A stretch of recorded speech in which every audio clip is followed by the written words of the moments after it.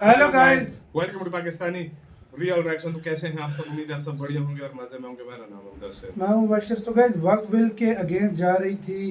वक्फ bill और योगी के against जाने वाली उजमा बुखारी को, मतलब कोई मुस्लिम वुमेन है इंडिया में जो बहुत खिलाफ जा रही थी वक्फ बिल के, तो उसके ऊपर उसको ऐसा सबक सिखाया गया कि कोई भी कानून को इसके बाद हाथ में नहीं लेगा। और ये योगी जी का मतलब वही है कि भाई एक कड़ा एक्शन हुआ है उसके ऊपर। भाई, तो योगी भाई जी साहब के वो तो नहीं सरकार छोड़ता में भाई। वो बहुत कानून मुश्किल वो है। कहता है भाई मैं कुछ भी हो जाए, मैं इन चीज़ों को नहीं नहीं सीधी। छोड़ता। और कानून में इंडिया को हाथ में लेना इतना आसान काम पहले नहीं वीडियो देखते है। हैं, चाहे बात जो करते भी हो, हैं। जो संसद में बिल पास होगा उसको पालन अगर करना आपको पड़ेगा। पसंद है नहीं करना पड़ेगा। तो कानून करते हैं स्टार्ट। क्या हुआ सारा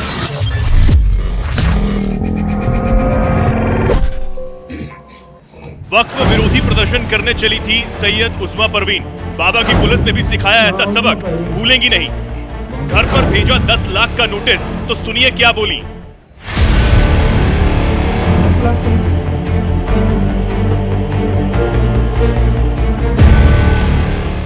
विपक्ष के भारी विरोध के बावजूद मोदी सरकार ने लोकसभा और राज्यसभा से वक्फ संशोधन बिल बहुमत के साथ पास भी करवा लिया और राष्ट्रपति द्रौपदी मुर्मू ने बिल पर मुहर भी लगा दी है। यानी वक्फ संशोधन बिल अब वक्फ कानून का रूप भी ले चुका है, जिसे पूरे देश में लागू किया जाएगा। और संसद में बनाया गया ये वक्फ संशोधन कानून पूरे देश को मानना ही पड़ेगा। कोई भी फैसला मान्यवर कायदे की कोर्ट से बाहर कैसे हो सकता है? कोई भी फैसला, ये देश की अदालत वो फैसले तक रुचि नहीं रखेगी। नागरिक ग्रीवेंसेस लेकर कहां जाएंगे? जिसकी भूमि हड़प कर ली गई वो कहां जाएगा? ऐसा नहीं चलेगा। आपकी वोट बैंक के लिए आपने किया था, हम खारिज कर रहे हैं, हम खारिज कर रहे हैं। ऐसा नहीं चलेगा। अदालत में जाइए, जिसको ग्रीवेंसेस है इधर और साइड से, और अदालत न्याय करेगी। न्याय के लिए तो अदालतें बनी हैं। और मान्यवर, यहां एक सदस्य ने तो कह दिया, एक सदस्य ने कह दिया माइनॉरिटी इस कानून को स्वीकार नहीं करेगी।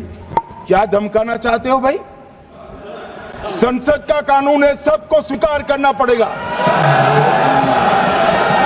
स्वीकार नहीं करेंगे मतलब क्या है? कैसे बोल सकते हैं कोई? हम कानून को स्वीकार नहीं करेंगे। एक कानून भारत सरकार का है, हर एक पर बंधन करता होगा और इसको स्वीकार करना पड़ेगा। गृह मंत्री अमित शाह का ये बयान बता रहा है कि चाहकर भी कोई वक्फ कानून का विरोध नहीं कर सकता, हर हाल में कानून मानना ही पड़ेगा। लेकिन लगता है ये छोटी सी बात यूपी की राजधानी लखनऊ की रहने वाली कांग्रेस नेता सैयद उजमा परवीन को समझ में नहीं आ रही। इसलिए जैसे सीएए विरोध के नाम पर सड़क घेरकर विरोध प्रदर्शन किया गया था, उसी तरह से अब वक्फ कानून के खिलाफ विरोध प्रदर्शन करने की तैयारी कर रही थी। लेकिन जैसे ही लखनऊ पुलिस को इस बात की भनक लगी, तुरंत उन्हें हाउस अरेस्ट कर दिया गया और 10 लाख रुपए का नोटिस भी थमा दिया गया।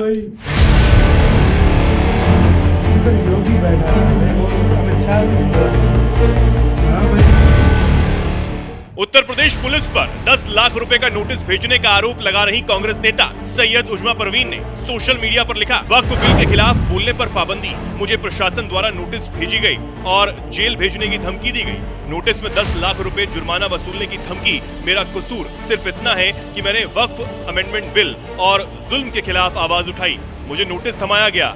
वाह इंसाफ। वक्फ कानून के खिलाफ विरोध प्रदर्शन करने की तैयारी कर रही कांग्रेस नेता उजमा परवीन को जैसे ही पुलिस ने 10 लाख रुपए का नोटिस थमाया, वो इस कदर बौखला गई कि सोशल मीडिया पर एक वीडियो जारी करते हुए पूछा कि लोकतंत्र में क्या इतना अधिकार नहीं है कि इंसान अपनी आवाज उठा सके? क्या हम अपने हक के लिए लड़ भी नहीं सकते?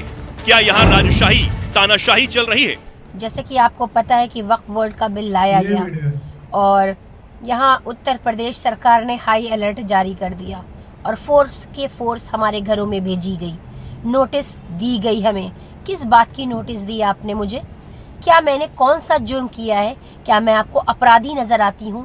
क्या आपने फंडामेंटल राइट्स के लिए लड़ना ये अपराध है? क्या कॉन्स्टिट्यूशन के दायरे में रहकर अपनी आवाज उठाना ये अपराध है? मुझे अफसोस है कि उत्तर प्रदेश सरकार जिस महिला सुरक्षा की बात करती है वो बिल्कुल फेल है इस मामले में। और एक महिला को प्रताड़ित किया जा रहा है, उसके घर पर नोटिस भेजी जा रही है, उसे परेशान किया जा रहा है। किस लिए? कि मैंने वक्फ बिल के खिलाफ आवाज़ उठाई, मैंने उसका विरोध किया, मैंने अपना विरोध जताया, इसलिए आपने मुझे नोटिस भेजी। और अगर मैंने हमेशा इंसानियत के लिए काम किया है, चाहे वो किसी भी मज़हब का मानने वाला हो, मैंने हमेशा जुल्म के ख़िलाफ़ आवाज़ उठाई है और आज भी मैं जुल्म के ख़िलाफ़ आवाज़ उठा रही हूँ, क्योंकि ये हमारे फंडामेंटल राइट्स छीने जा रहे हैं, ये हमारे हनन है, हमारे अधिकारों का हनन है और हम अपने अधिकारों के लिए ज़रूर लड़ेंगे। सीएए विरोध के नाम पर सड़क घेरने वाली कांग्रेस नेता उजमा परवीन को लगा कि वक्फ बिल के विरोध के नाम पर भी वो एक बार फिर सड़क घेर सकती है, लेकिन उससे पहले ही पुलिस ने 10 लाख रुपए का नोटिस भेज दिया और चेतावनी भी दे दी कि वक्फ बिल के विरोध के नाम पर सड़क घेरना बर्दाश्त नहीं किया जाएगा। वैसे भी उत्तर प्रदेश में कानून व्यवस्था के साथ खिलवाड़ करने वालों का अंजाम क्या होता है, ये बात सीएम योगी पहले ही समझा चुके हैं। दंगाई सब चूहे की तरह बिलबिलाते हैं, लेकिन बाहर निकलने का दुस्साहस नहीं कर पाते हैं। उन्हें मालूम है दंगा करेंगे तो दुष्परिणाम क्या होगा। बाप दादों ने जो कमाई की होगी वह भी एक झटके में सरकार जब्त करके गरीबों में बंटवाने का काम कर देगी। जैसे नागरिकता संशोधन कानून के खिलाफ अफवाह फैलाई गई कि ये कानून मुसलमानों की नागरिकता छीन लेगा, लेकिन हकीकत ये है आज तक एक भी मुसलमान की नागरिकता नहीं छीनी गई है। उसी तरह से अब वक्फ संशोधन कानून को लेकर अफवाह फैलाई जा रही है कि ये कानून मोदी सरकार मुसलमानों के खिलाफ लेकर आई है और इस तरह की अफवाह फैलाने का काम भी कुछ नेता और मुस्लिम संगठन के मौलाना ही कर रहे हैं। हालांकि आम मुसलमान इसका कोई विरोध नहीं कर रहे, क्योंकि उन्हें पता है कि जिस तरह से सीएए का विरोध करने के लिए उन्हें गलत जानकारी दी गई, उसी तरह से अब इस बिल के खिलाफ एजेंडा चलाया जा रहा है। लेकिन आम मुसलमान समझ गया है कि इस बिल से हमारा भले ही कोई फायदा ना हो, पर वक्फ की संपत्तियां शायद कब्जा मुक्त हो जाएं। शायद ऐसे साथ यार वीडियो खत्म। मैं एक वीडियो देख रहा था, उसमें कह रहे थे कि भाई वक्फ बोर्ड अगर उसके पास जमीन थी ना पहले ही, तो उसको चाहिए था खेती बाड़ी में मुख्तलिफ लोगों को जवाब देता है इन चीज़ों में।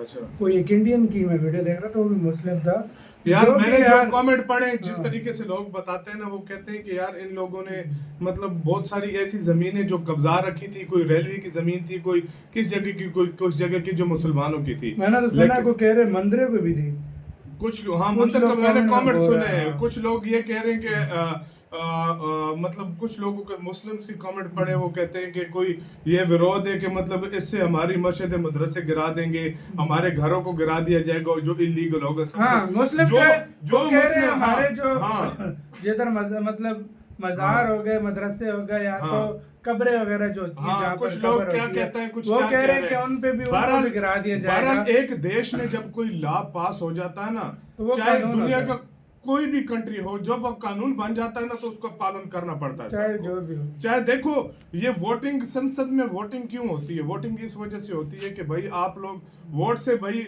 कानून पास करवा सकते हो। अब कहा जा रहा है कि सुप्रीम कोर्ट में भी इसको लेकर गए हैं, पता नहीं लेकर गए कि नहीं, वो अभी तो बिल पास हो गया है। अब देखो इसी वजह से इसको नोटिस पहले दे दिया कि अगर लोगों को रोड पर लाओगे। और मैंने योगी सरकार की बात नोट की है, इतनी सी भी वो क्या कहते हैं, कसर नहीं छोड़ता। वही बात है कि भाई बंदा हो ना, वो छोड़ते ही नहीं है किसी को। और मुस्लिम हो तो भाई उसका तो नहीं, मुस्लिम की बात नहीं है यार, मुस्लिम की बात नहीं है। पता है क्या वो कहता है, कानून सबके लिए भाई है, लेकिन मतलब थोड़ा सा उनका लगता है कभी कभी। वो तो पहले भी बोलते हैं भाई, बिलों में छुप जाते हैं जब हमको कानून को, तो बोलते हैं सीधा, वो तो सीधा बोलते हैं भाई, सीधी बात। आपका कैसे सारे मामले को क्या कहना है, अपनी राय बताना, अपना बहुत ज्यादा ख्याल रखना चाहिए।